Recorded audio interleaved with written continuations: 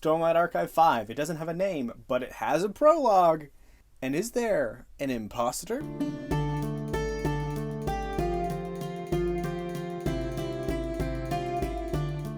Hello, welcome to the Ponderings of Pete. I am Pete, and this is my channel. If you are new here, welcome. Thank you so much for coming. I really appreciate you tuning in. If you would like to like and subscribe and hit the bell notification to see more of my face and hear more of my words if you really want to, please do. That would be much appreciated. And if you are returning, thank you so much for coming back. I really appreciate you coming back. Hello again. Without further ado, let's talk some Stormlight. Fair warning though, this will be a lot of spoilers. Specifically, only spoilers for the Stormlight Archive in Brandon Sanderson's work, all the way up through Rhythm of War, and the rough draft of the Stormlight Archive number 5 prologue that just dropped less than a week ago. About a week ago. I don't actually remember. I think it was like a week ago. 6 days ago, because he dropped it with 12 hours left. Anyways, spoilers for all that. If you have not gotten caught up on the Stormlight Archive and you haven't read the preview chapter yet, please click off, of course. So, let's talk about the prologue. At this point, you know, he dropped the prologue right at the end of this Kickstarter. It was great. And, I mean, he was being coy about it. It's like, there's always another secret. And then he dropped the prologue, and we're like, you were already writing that, man. We knew that. I think he's just lowering our expectations for us so we don't think crazy big Kickstarter stuff every single time he does something weird like that. But this prologue answered a lot of questions and also brought up even more, which I think with the thrust of where we're going from the end of Stormlight 4 to 5, from Rhythm of War to this one, I think we get a lot of answers to those questions in the rest of the book. One of the biggest questions that came up was, in this prologue, is that the Stormfather? And I think this is a great question. And I wanted to break down kind of like the two sides that I've thought about. There's two sides. There is the what I've called what has been termed the Stormfaker, or another term I've heard is the Father theory. And then there's the other side of it of, yes, this is the Stormfather. Don't have a fancy name for it, but just Stormfather.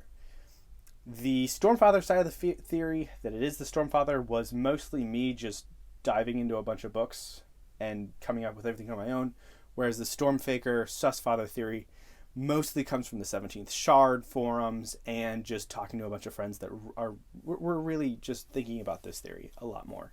I didn't think of all this on my own. I don't live in a vacuum, so I am affected by the thoughts of those around me. So let's just talk about the Father theory. There's a few things that in the prologue struck a lot of people as weird, odd, and just gave them the wrong taste in their mouth, basically. First off, let's talk about the mechanics that were off. The first one was the shimmer. So the Stormfather appeared as a shimmer in the prologue, and a human-shaped humanoid shimmer to Gavilar. We have not seen this happen before with the Stormfather, even though we know that Spren are able to do this. I mean, theoretically, because Spren, like, you have Syl. Syl's a human shape. So changing a form isn't something that is out of bounds for a Spren, but it is something that we've never seen the Stormfather himself do. The second thing was the lack of a high storm. Historically, in the first two books, Words of Radiance and Way of Kings, when the Stormfather gave a vision to Dalinar, it was only within a high storm. And then once you came into Oathbringer, the Stormfather was only able to bestow visions upon other people, not Dalinar, when they were within the bounds of a high storm. Dalinar, because he was bonded to Dalinar, he was able to break some of those rules. He was able to just give them willy-nilly, they can be in control of them. But putting random people in, they either had to be in proximity of Dalinar, like Navani or Yasna, or they had to be within a high storm. Another curious statement that the Stormfather made was, I glimpsed your future. If we're taking this at face value, that he actually saw the future, that is something that the Stormfather has not exhibited before. I mean, within Vorin culture, specifically, seeing the future is of Odium, seeing the future is of the Voidbringers. So, having the Stormfather see the future, we're kind of weirded out by that, because we're not sure if he has that ability, even though he is a splinter of a shard, and theoretically he should have some semblance of that ability. Possibly. And then the final kind of mechanical magic thing that was weird was that he felt the death of a herald. Now, this wasn't a true death like in Jezreen's death, of course. What he's talking about here is simply the natural death of a herald's body. So a herald being killed and being sent back to Braze to be tortured till they break. The prevailing theory is that it's Chanarak, I think her name is. I'm probably butchering the name because reasons. And that Chanarak is Shallan's mother, but we don't have confirmation on that. That's a completely different theory, and I would have to make a completely another video just going on about that beautiful theory. But that being said, we were not aware of the Stormfather having this sort of connection with a capital C to the Oath Pact. The second kind of subheading I want to put down here is knowledge. So there's knowledge things that were either the Stormfather's knowledge or the Gavilar's knowledge that were off. The first one is the blade that Gavilar picks up in the vision at the very beginning of the chapter. The blade that he picks up is described as long and sinuous, and he calls it Jezreen's blade. And this is different from the description we have of Jezreen's blade elsewhere. I cannot remember off the top of my head what the description of Jezreen's blade is, but I remember it's not that. In fact, the description of Ishar's blade that we see at the end of Rhythm of War is a long and sinuous blade with glyphs along the blade. So theoretically, he actually picked up Ishar's blade, not Jezreen's, but Gavilar at least thinks it's Jezreen's. And the reason this is important is because Jezreen's blade actually kills him. Well, not kills him, but Jezreen's blade is involved in his death. In fact, this is the blade that Szeth uses when he comes to kill Gavilar. So, if Gavilar has had these visions, it would make sense that he had some hint of recognition that Szeth was wielding Jezreen's honor blade, especially if he had just picked up Jezreen's blade within the vision. The other thing that doesn't make sense with this is that Gavilar did not recognize the Windrunner powers that Szeth had, or at least he did not acknowledge them as Windrunner powers. Gavilar kind of ignored, just went into it. This implies that if he had no idea about what Szeth's capabilities are, based on not being exposed to Windrunner powers before, that means that he did not have, probably, the Midnight Mother vision that Dalinar first had at the beginning of Way of Kings, where within the vision there is a Windrunner that uses his powers to help defeat the Midnight Mother's minions. Try saying that 20 times fast. Midnight Mother's minions. Anyways, the next thing is one of the lies. One thing that Gavilar believes, and he says that the Stormfather told him this, is that the heralds are back in damnation waiting to break, essentially. That they're not on the earth. And this is why he thinks Restares is not a herald, which is interesting because we haven't had, getting into the lies, we haven't seen the Stormfather directly lie to somebody before. We haven't seen the Stormfather directly tell somebody something that is completely false and seems to go against the concept of honor. The other thing is the Stormfather seems to have a very personal human knowledge of immortality, with phrases like, all your loved ones will be dust by then, and it seems to take 1,000 to 2,000 years for their craziness to wear off. So these speak to something, to knowledge that the Stormfather shouldn't have. Specifically, before Honor died, the Stormfather was not as conscious as he is in the current day Roshar. He was not as invested with Honor's vessel or whatever happened after Honor died, and Honor pushed a lot of his essence into the Stormfather. He was still a vaguely self-aware Storm, and that's it. He was a bondsmith's friend, but we don't actually know the extent of his... I would argue we don't know the extent of his consciousness and his contact with the heralds before Honor died, and Honor pushed a lot of his essence into him. So this just seems off. There is also one very last thing that's kind of sort of important, is the Stormfather switched from italics to small caps. So most of the time in the first few books, before he bonded Dalinar, the Stormfather spoke in the small cap setting, where just like everything was, all his words were capitalized, but they weren't huge like he was yelling. It was just smaller, so it looked like he was just booming, which is a very interesting like mental thing if you think about it. he only speaks about 3 or 4 lines in this small caps, and that's at the very end of the chapter. The rest of it is in italics, which is similar to how he speaks to Dalinar when he is just speaking to Dalinar after he is bonded. But at this point in time, we also know that Gavilar isn't bonded to the Stormfather, because the Stormfather literally says, "You're not bonded to me." So, if this theory is true, who really is the culprit? Who really is the Stormfather? The prevailing theory that I've seen is that it's Ishar. Or it could be I've also seen the Truth Watcher Herald palled around. I've seen Odium. I've seen one of the Unmade that we haven't encountered yet. There's plenty of possibilities. I think Ishar is the prime candidate because of his bondsmithing abilities and the fact that we really don't know when Ishar got his bondsmithing abilities back. Because we know he did not have them because he did not have his honor blade on him. But when he stole his honor blade from the Shin, he got his abilities back, of course, and he was able to start messing around with things.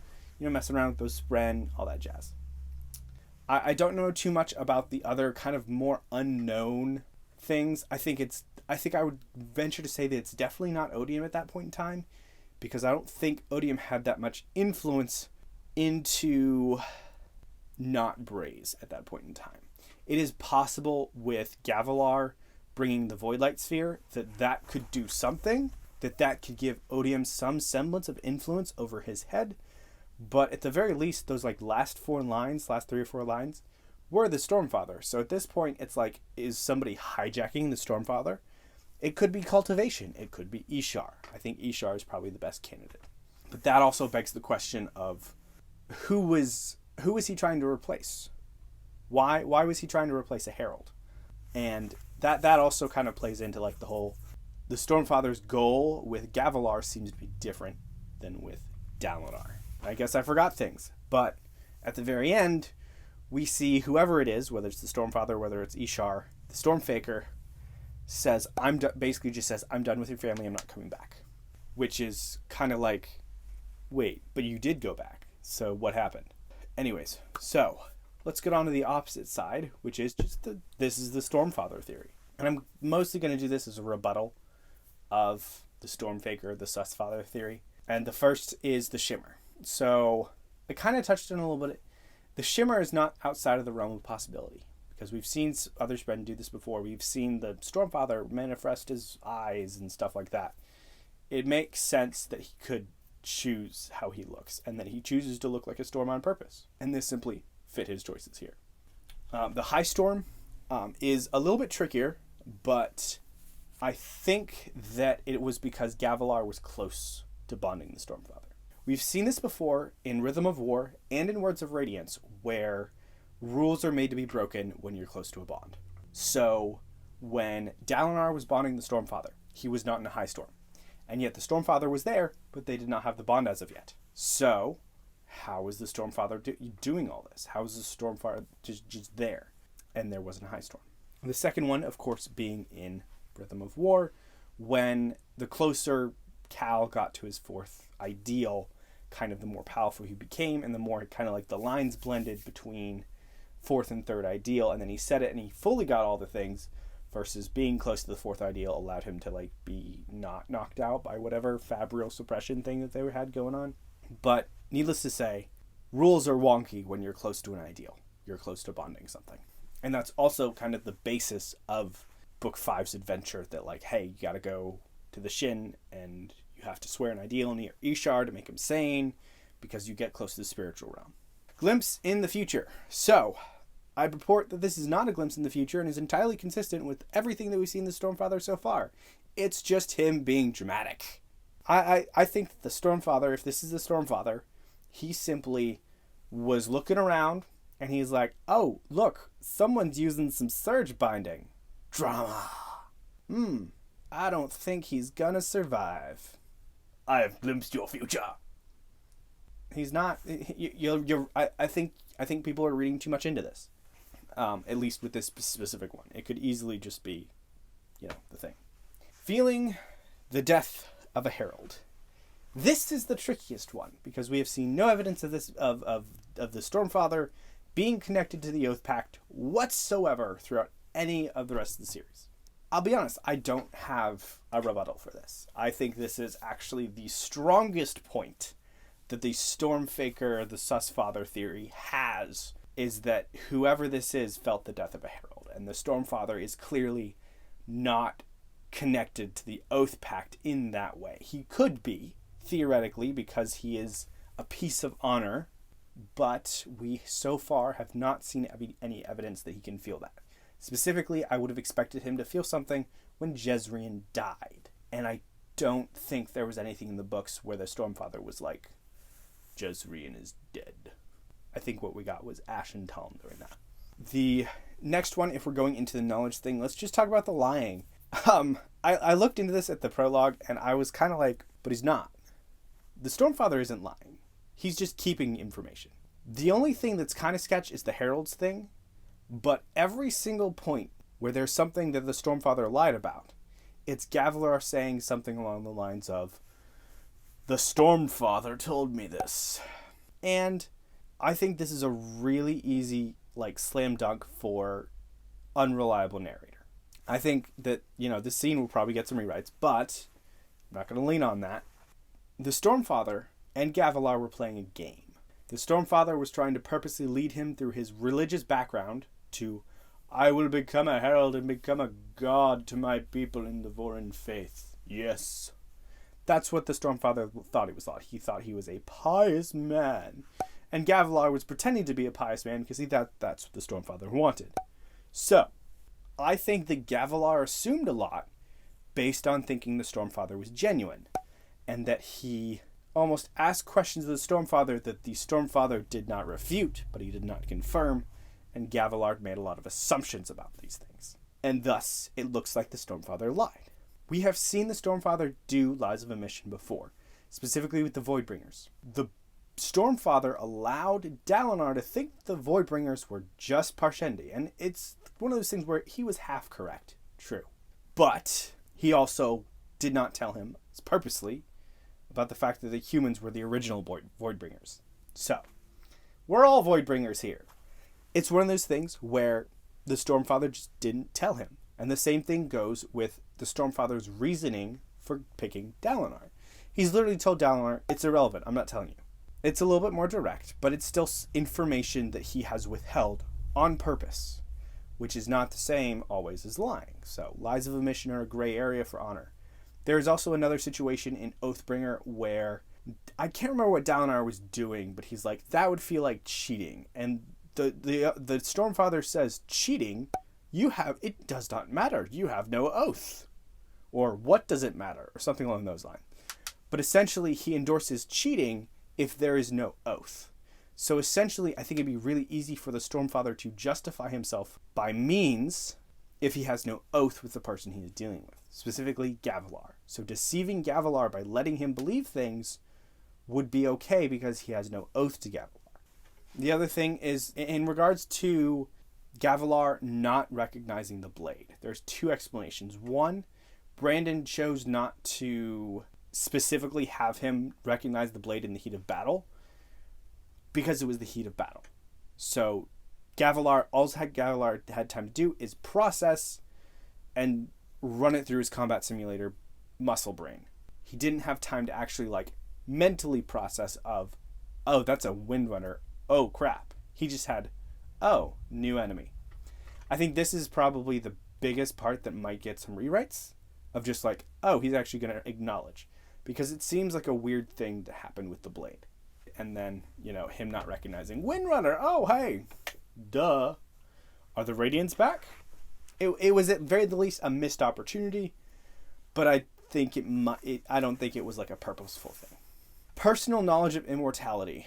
The Stormfather was bonded, and he was bonded multiple times before Honor died. So the Stormfather had relationships, not but he had a bond with multiple different people that died while the Stormfather was just a thing. And at this point in time, the Stormfather was conscious because we know that the bond with a Radiant brings them more into this realm, into the physical realm, the physical realm. So he would become more conscious, he would become more person-like, as a result of this bond. We've even seen this happen with him and Dalinar, who's ceased to become a ever-living force in the storm, become more personalized because of his bond with Dalinar. So him having more knowledge because of immortality, personal knowledge of immortality, is, I think it's something that he could easily have. The very last thing I want to address is, I'm done with your family. So at the beginning of the chapter, he's like, your brother Dalinar has potential. At the very end, he's like, your family sucks. I'm leaving. I'm not coming back. What's going to happen there? So my theory with all of this is that after the Stormfather is done with Gavilar, and Gavilar dies, and he's disappointed, and he's like, I'm not coming back to Dalinar, even though I thought he had potential. He goes to Ishar. At this point, my theory is that Ishar does not have his blade. The Stormfather approaches Ishar. Ishar's not even thinking about getting his blade. He's just crazy.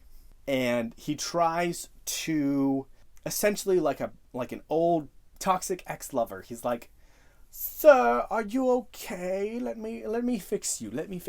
If I can fix Ishar, we can do it. We don't have to scrap the entire Oathpact and start over again with new heralds, which is possible. So he tries to fix Ishar. Ishar's just like, I want to bond you again. I want to bond you. And then Stormfather's like, no, that's not happening. Bye. Stormfather leaves. Ishar's like, I miss having bondsmith powers, so I'm going to go steal my blade. And he goes creeping off to Shinovar, and he's like, give me that blade. And then the Stormfather is like, I don't know what I'm going to do now. I have to give these stupid visions out. At this point, cultivation intervenes. And she's like, look, I know you said you didn't want to go back to this family again or whatever, but like, you should go back to this guy because I've messed around with him, and you said he had potential. Go after him. And the Stormfather's just like, fine. Like an angsty teenager. So yeah, that's all of it. Let me know what you think. Did I miss anything? Do you have further rebuttals for any of these? Let me know. If you like this video, let me know, because I like doing these videos. And yeah, have a great night. Remember to get a lot of rest, which is what I'm about to do. And you're awesome.